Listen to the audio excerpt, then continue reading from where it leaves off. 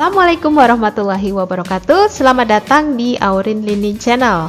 Oke, kali ini Aurin Linlin Channel mau berbagi tips, yaitu 5 tips menghindari kesalahan dalam penulisan ijazah. Oke, jadi tidak perlu takut ya. Nah, apakah sahabat semua baru mau ditugaskan untuk menulis ijazah SD, SMP, SMK, SMA maupun universitas? Atau mungkin sudah lama? Kita bisa sharing di sini ya. Ini adalah 5 tips dari aku yang kurang lebih sudah 6 tahun ini menulis ijazah. Tidak hanya tingkat sekolah dasar saja, tapi juga pernah menulis ijazah untuk tingkat sekolah menengah atas. Oke, apa saja sih 5 tipsnya? Yuk langsung disimak, mudah-mudahan bermanfaat.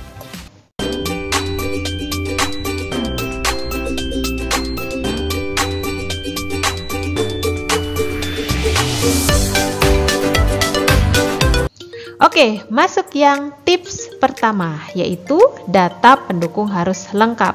Maksudnya apa saja? Nah, dalam menulis ijazah itu kita memerlukan data-data yang lengkap. Yang pertama adalah mungkin akta kelahiran, kemudian ijazah dari tingkat sebelumnya, dan juga kartu keluarga. Dan yang terpenting adalah data Dapodik harus update. Jadi jangan sampai Dapodik itu banyak kesalahan data sehingga nanti menyebabkan setelah di print itu menyebabkan data-datanya itu tidak valid atau banyak salah. Nah, misalnya contoh kecil adalah nomor NISN ya.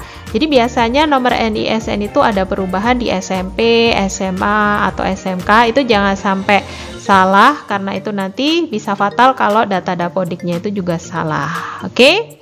Jadi kalau sahabat ingin menulis ijazah SD, tentu saja yang dibutuhkan adalah akte kelahiran, kemudian kartu keluarga mungkin, dan juga format-format nilai ya. Kalau sahabat ingin menulis ijazah SMP, tentu saja kita berpatokan dari bisa akte, bisa juga dari ijazah sekolah dasarnya.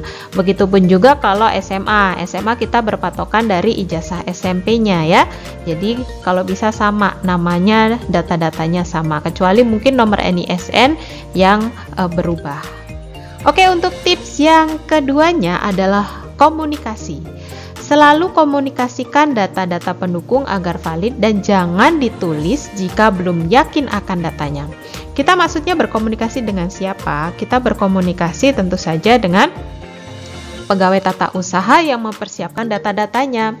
Kita tanyakan jika belum yakin. Kan kita cek dulu sebelum menulis, misalnya kok ada perbedaan nomor NISN di ijazah sebelumnya sama di Dapodik. Nah, itu jangan kita langsung tulis. Kita tanyakan dahulu mana nomor yang tepat, atau juga nama orang tua kurang 1 huruf, nama siswa itu berbeda dengan akte misalnya. Jadi ditanyakan, selalu tanyakan, selalu komunikasikan, dan jangan ditebalkan dahulu jika belum yakin. Nah, tips yang ketiga adalah tulis draft dengan pensil. Buat draft atau sketsa dengan tulisan pensil yang tipis. Jadi di ijazahnya itu tulis saja dengan pensil, walaupun tipis tapi masih terlihat pada lembar ijazahnya. Nah, draft ini bermanfaat sekali untuk kita membuat perkiraan. Jadi seperti misalnya siswa yang namanya panjang sekali, itu biasanya garis yang disediakan di ijazah itu tidak muat. Nah, tapi dengan membuat draft, kita nanti bisa memperkirakan sebesar atau sekecil apa tulisan yang kita siapkan gitu ya. Jadi jangan menyepelekan tulisan draft dengan pensil. Untuk tips yang keempat dari aku adalah, misalnya tadi sudah membuat draft dengan pensil, semuanya sudah diisi, kita akan mulai menebalkan. Nah, mana yang akan ditebalkan? Kalau aku, pengalaman aku, tebalkan kata-kata yang sama. Maksudnya apa? Maksudnya seperti ini. Jadi misalnya ada 20 lembar ijazah. Oke, daripada kita menulis per lembar, kalau aku lebih suka itu menulis per kata. Jadi misalnya saat ini aku nulis nama sekolahnya ada dulu. Lembar 1 tulis nama sekolahnya.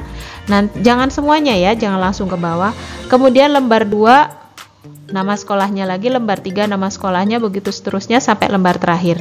Nah, nanti baru kemudian misalnya nomor pokok sekolah ya, NPSN-nya, NPSN lembar 1, kemudian nanti NPSN kedua, ketiga sampai ke-20. Jadi hal ini mengurangi kita untuk berpikir kata-kata yang berbeda gitu. Jadi biar kita fokus kepada satu kata itu, mudah untuk mengingat dan menulisnya. Itu sih pengalaman dari aku ya.